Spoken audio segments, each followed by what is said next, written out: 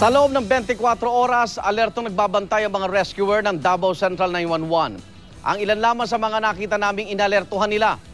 Isang lalaki, pinana sa mukha habang nasa biyahe.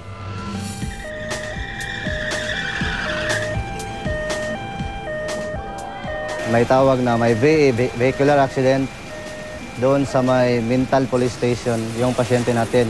Tapos, suspendo yung ambulance natin kasama yung dalawang crew.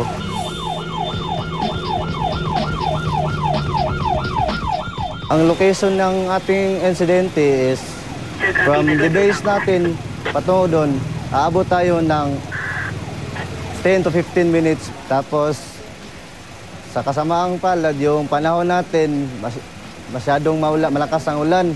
Kaya yung daanan natin medyo madulas, kaya hindi tayo pwedeng magmadali ng magmadali.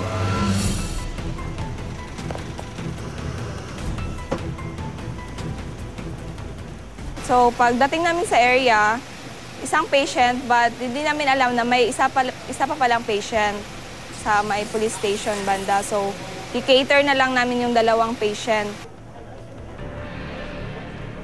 Bigla lang kasi yung pangyari. Pag lingon ko diyan, wala na. Tamaan na kagad yung kapatid ko. Doon lang kami lagi dumadaan kasi yung biyahe namin is diyan lang sa Basta at saka Kalinan. Tapos ngayon lang nangyari yung pang tirador ng diyan pana.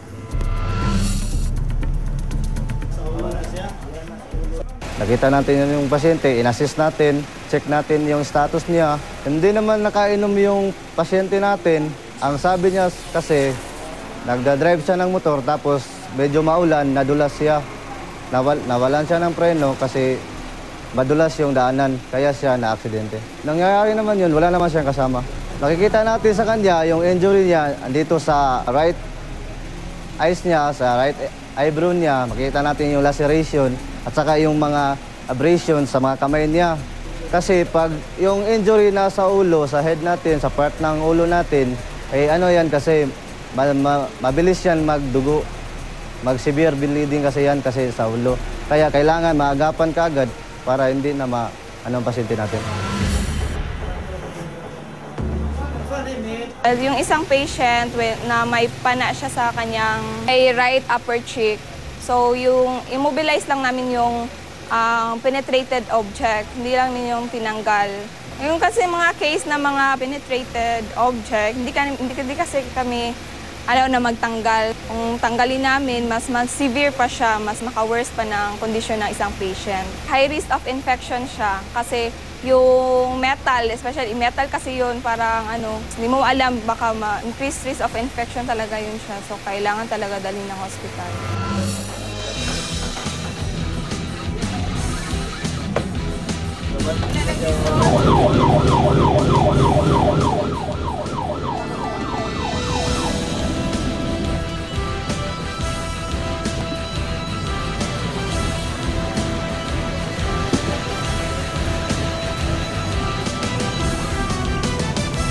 Yun, okay naman. Wala nang problema.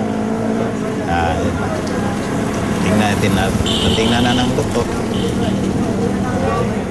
Ayun, labas.